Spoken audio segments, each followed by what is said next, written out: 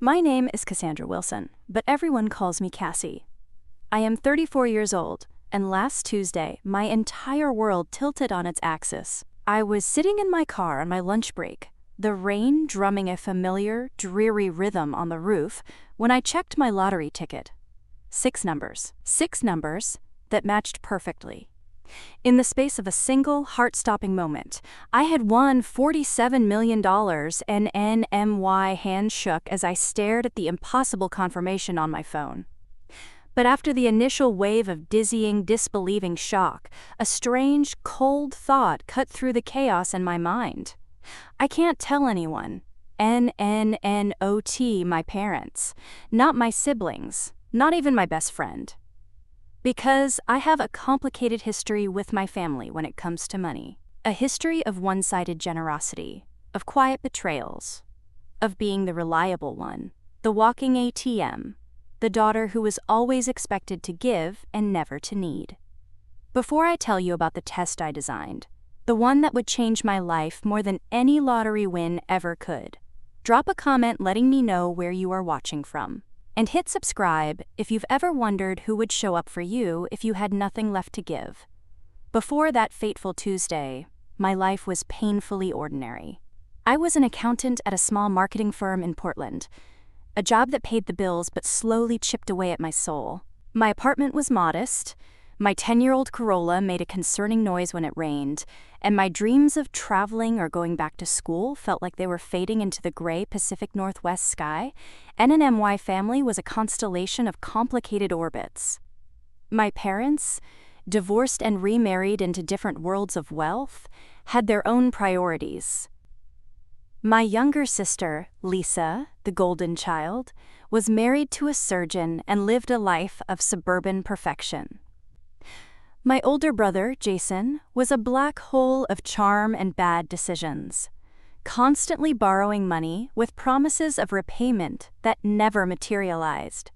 And I was the family's fixed point, the one they all turned to. I emptied my savings for Jason's phantom rehab. I put Lisa's wedding expenses on my credit card. I loaned my father money for a new roof, only to see him vacationing in Cancun a month later. The only person who saw the true cost of my generosity was my best friend, Charlotte. She was the one who listened, who understood, who told me I deserved better. And buying a lottery ticket was my one small act of rebellion, a $10 weekly investment in a dream of freedom. My family loved to tease me about it. My mother called it a tax on people who can't do math. My brother joked that I should just give him the money directly. But I kept doing it, a quiet ritual of hope in a life that felt increasingly hopeless, and hope against all odds had just paid off. But as I sat in my car, the winning ticket clutched in my trembling hand, I knew the money wasn't the answer. It was a question. A very powerful, very dangerous question. Who in my life truly cared about me, and who just saw me as a resource? And so, a plan began to form. A terrible, wonderful, and necessary plan. I would pretend I had lost everything. I would go to each of them, my family, with the same story of desperation, asking for a small amount of help. It would be a test. A final, definitive test to see who would show up for me when they thought I had nothing left to give. Only then would I know who deserved to be a part of my new life. Over the next 2 weeks, I became a ghost in my own life. I worked with Philip, my attorney, to establish a blind trust, claim the winnings, and set up a series of investment accounts. The money was real now, a staggering sum sitting in an account under a name that wasn't mine. Yet, my day-to-day existence remained unchanged.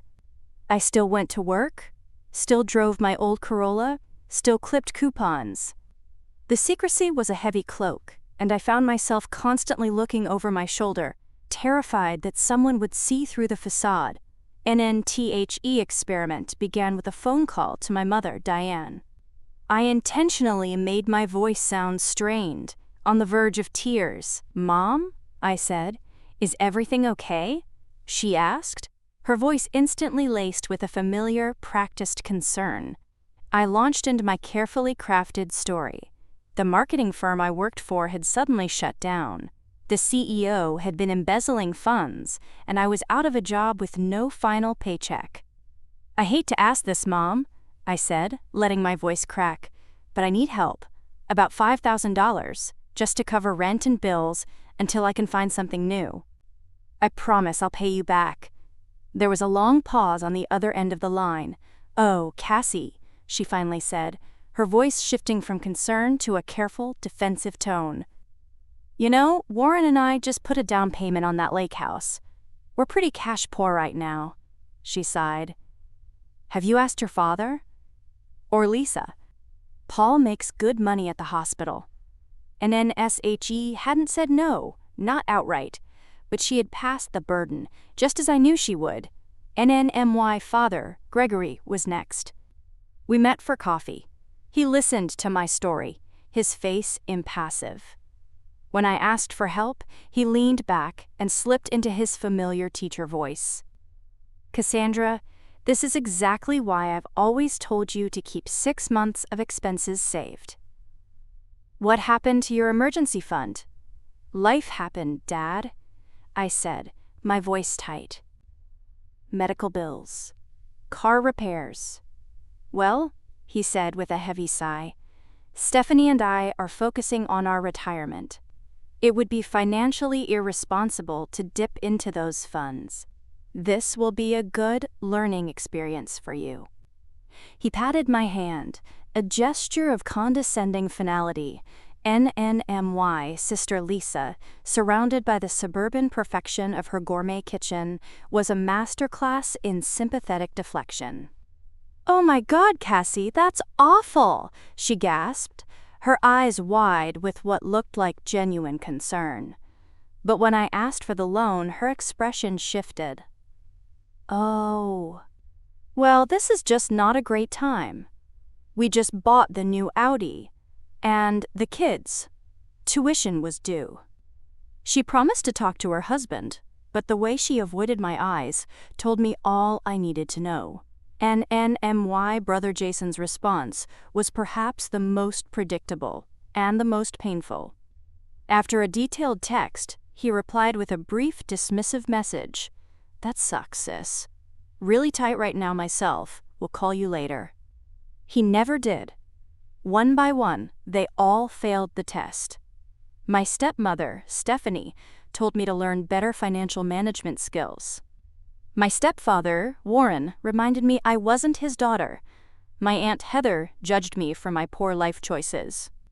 After a week of rejections and half-promises, the experiment had confirmed my worst fears.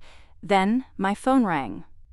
It was my Aunt Martha, my mother's younger sister, the quiet, kind elementary school teacher who had always been on the periphery of our family drama. "Cassie, honey," she said, her voice warm with genuine concern. "I just heard from your mother about the job. Are you okay?" I met Aunt Martha the next day at a small diner near her apartment. She looked exactly as she always did. Her silver-streaked hair in a simple ponytail, wearing jeans and a cardigan with mismatched buttons. She hugged me tightly before we even sat down. "I'm so sorry about your job, sweetheart," she said, her voice warm with a genuine concern that felt like a balm on my raw nerves. "That company never deserved you anyway." As we ate, she asked thoughtful questions about my job search, offering to connect me with former colleagues. Then, after our plates had been cleared, she reached into her purse and pulled out an envelope. "I want you to take this," she said, sliding it across the table. "It's $3,000. I know it's not the full amount, but it should help with the rent." And I stared at the envelope in shock. "Martha, I can't take this. This is too much." "Nonsense," she said firmly. "Family helps family, and if you need a place to stay to save on rent, my sofa pulls out into a bed. It's not fancy, but you are welcome for as long as you need. and tears filled my eyes, and this time they were completely genuine. "Thank you," I whispered, overwhelmed. Driving home, I clutched the envelope containing more money than I knew she could comfortably spare. The contrast between her response and that of my wealthy, comfortable family could not have been more stark. Later that night, I did some research, and what I found hit me like a physical blow. Martha had been quietly dealing with complications from type 2 diabetes, and her medication costs had recently skyrocketed. The $3,000 she had given me represented nearly all of her savings. NNTHE next day, I invited her to my apartment for dinner. "Martha," I began, my hands trembling slightly, "I haven't been completely honest with you. I didn't lose my job." The words tumbled out quickly then. The lottery, the secret, the test. NNSHE listened, her expression open and curious. When I finished, she was quiet for a moment, then nodded slowly. "I see," she said. "I'm not angry, Cassie. Sad, maybe. Sad that you felt you had to test people this way. But I understand why you did it." "You were the only one," I told her, my voice breaking. "People show you who they are when giving becomes inconvenient," she said with a sigh. "I learned that lesson the hard way myself." She told me then about her own ex-husband, how he had stolen her inheritance, a story our family had buried for years. "Money doesn't just reveal who others are, Cassie," she said, her eyes full of a hard-won wisdom. "It reveals who we are, too, how we use it, how we share it. It's a powerful mirror." NHER words resonated deeply, and in that moment, I made a decision. "Martha," I said, taking a deep breath, "I need to tell you something else, something big." "Martha," I said, my voice steady for the first time in weeks, "I want to set up a trust for you, something that will cover all of your medical expenses and provide you with a comfortable retirement. And I want to buy you a house. A small, beautiful, accessible house, near wherever I decide to live." NNSHE started to protest, but I held up a hand. "This is not charity," I said firmly. "This is not a reward for passing a test. This is what family is supposed to do. You showed up for me. Now please, let me show up for you." NNTHE, morning after my conversation with Martha, I met with Philip to discuss my long-term plans. The bulk of my winnings were already secured in a diverse investment portfolio, but now, with a new clarity, I knew what I wanted to do. We established a generous trust for Martha. We also began the process of creating a nonprofit organization, the Second Family Foundation, aimed at providing companionship, home repairs, and financial assistance to elderly people living alone. My pain had given me a purpose. "And what about the rest of your family?" Philip asked cautiously. "And I'm hosting a family meeting this weekend," I said. I told them I have an important announcement. When Sunday arrived, I was surprised to see them all file into my small apartment. My mother and Warren, my father and Stephanie, Lisa and Paul, and even Jason. Aunt Heather arrived with a disapproving frown already in place. Martha came last, giving me a secret, supportive smile.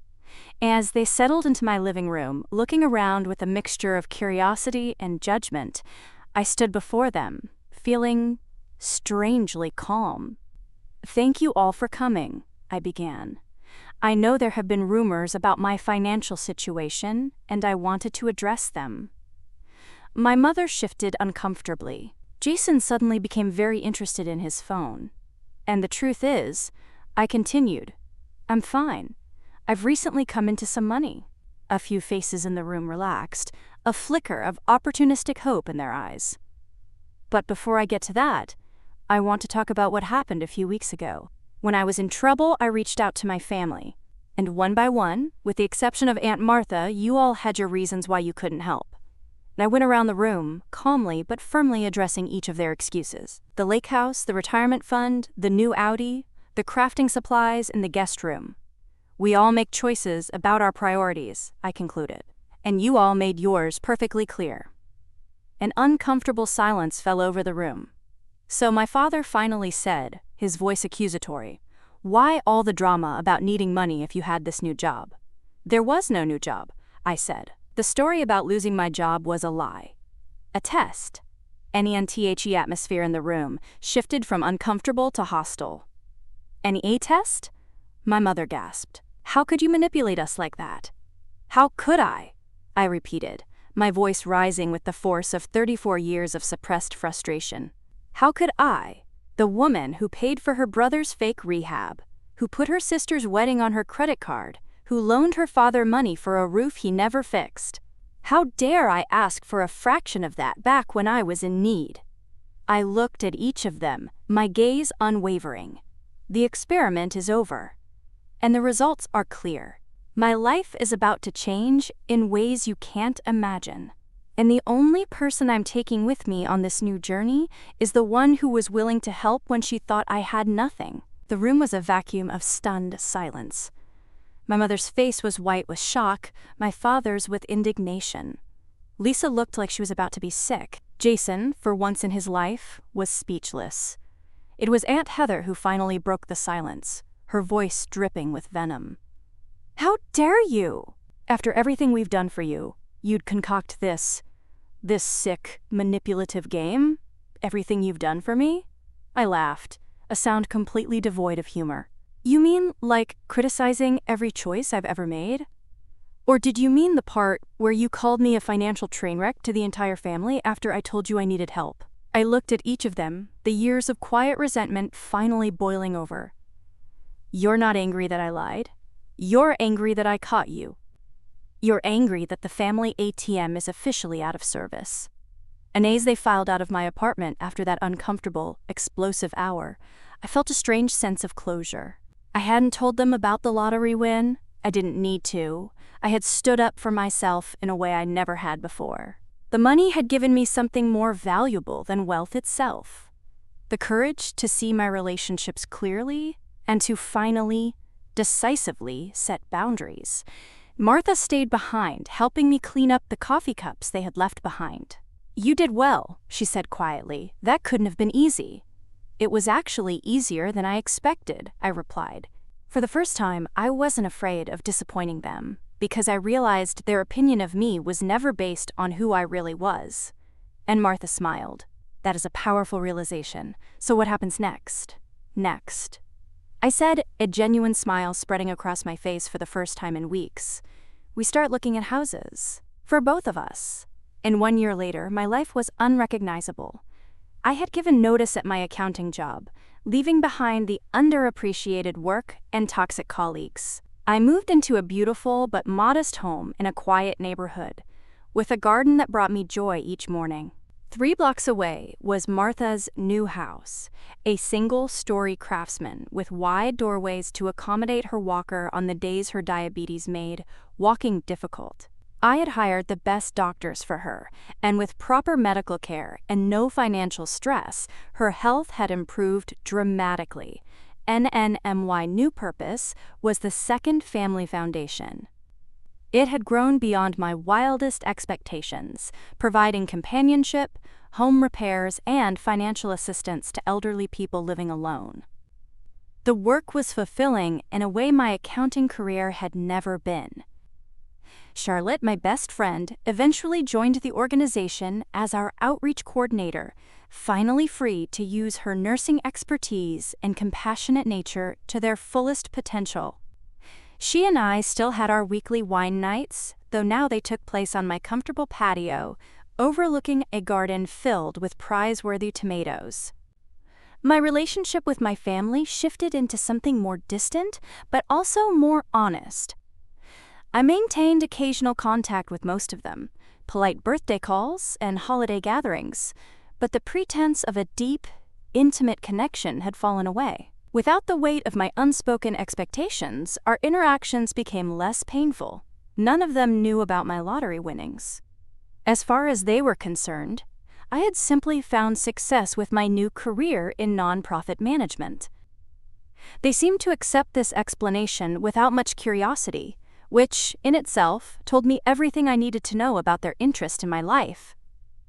There were moments of temptation to reveal the truth, particularly when Jason called asking for a small loan for another guaranteed business venture, or when Lisa complained about the cost of her massive kitchen renovation. But each time I remembered the deafening silence when I had needed help, and the choice became clear. Interestingly, there were occasions when family members genuinely needed assistance. When my father had a minor heart attack and faced unexpected medical bills, I anonymously paid them through the hospital's patient assistance fund. When my cousin Ryan finally entered rehab for his gambling addiction, I made a quiet, anonymous donation to the facility to cover his treatment. They never knew the source of these gifts, and I preferred it that way. Kindness, I was learning, was most powerful when it was untethered from expectation or recognition. And Martha and I had dinner together at least twice a week. Her health had improved dramatically with proper medical care and less financial stress. She had retired from teaching but volunteered at a local literacy program 3 days a week, still sharing her love of books with children who needed it. And you know what still amazes me? She said one evening as we sat on her porch watching the sunset. How differently everything could have turned out if you had announced your lottery win right away. And I nodded, considering this alternate reality. The family would have suddenly become very attentive, very loving, I imagined. And you would never have known what was real, Martha added. That knowledge, Cassie, as painful as it was, gave you freedom. And NSHE was right. The experiment had been brutal but illuminating. It had shown me who deserved a place in my life and who did not. It had revealed the true, unbalanced nature of relationships I had spent years trying to fix. The greatest lesson I had learned was not about others, but about myself. Before the lottery, I had defined my worth by what I could give to others, constantly trying to earn love through sacrifice and generosity.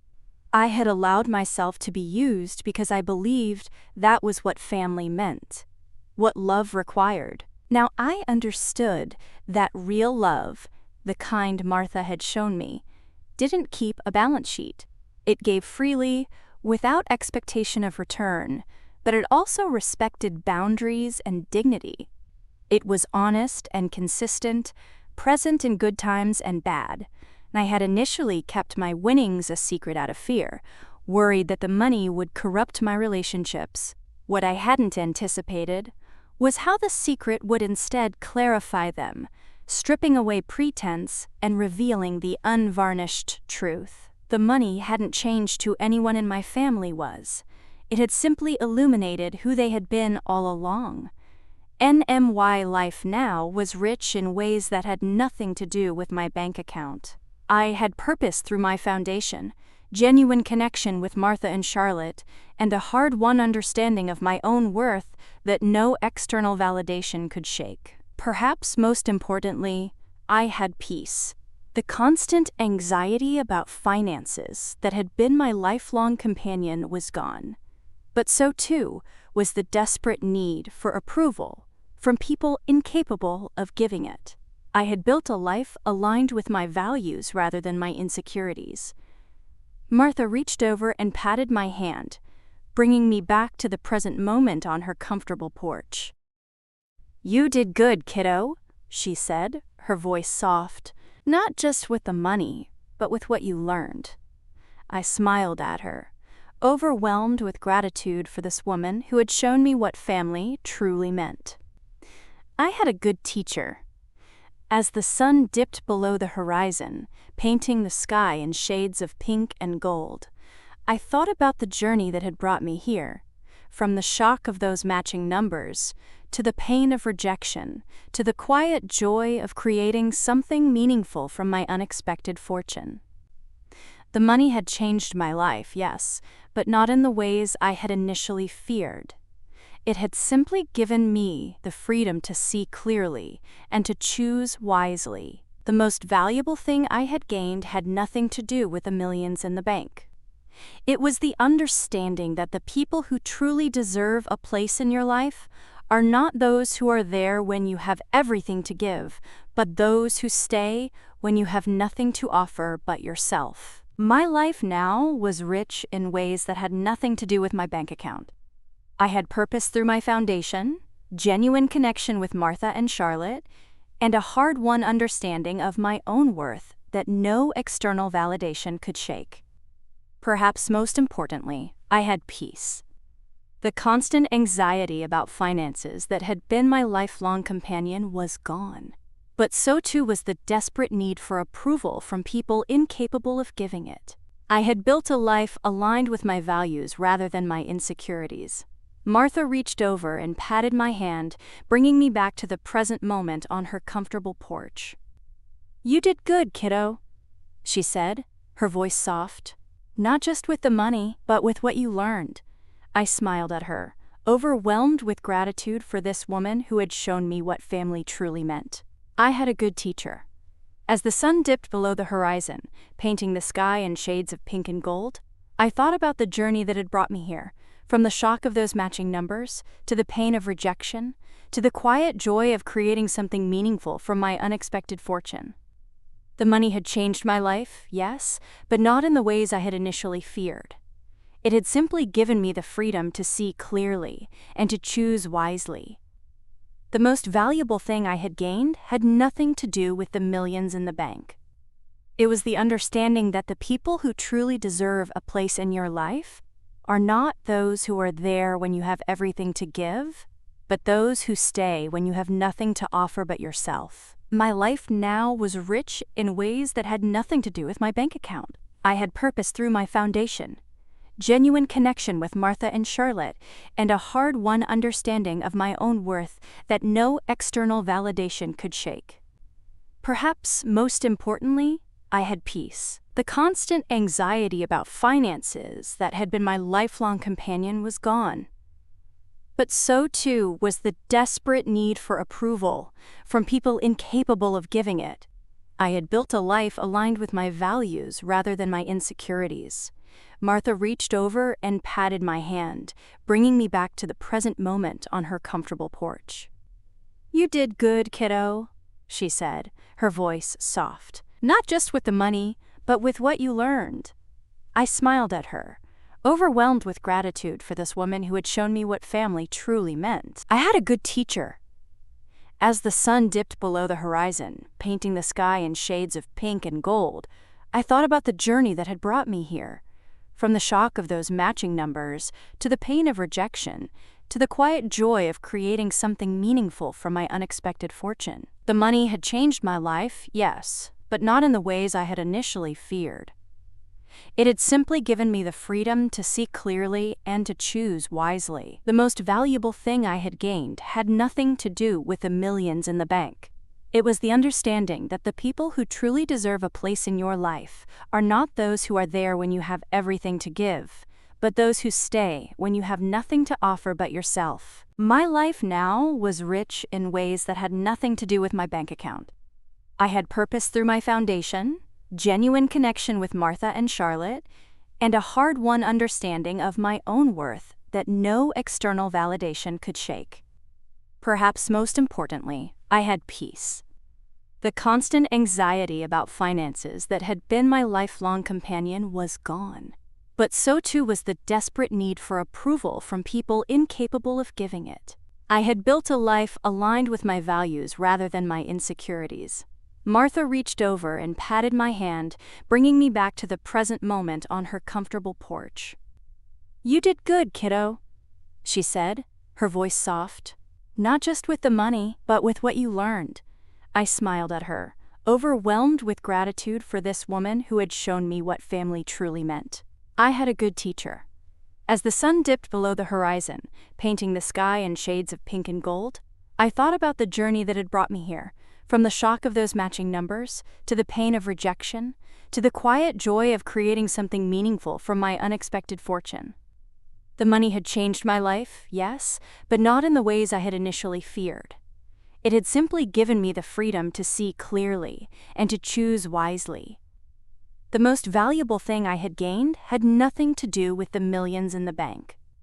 It was the understanding that the people who truly deserve a place in your life are not those who are there when you have everything to give, but those who stay when you have nothing to offer but yourself.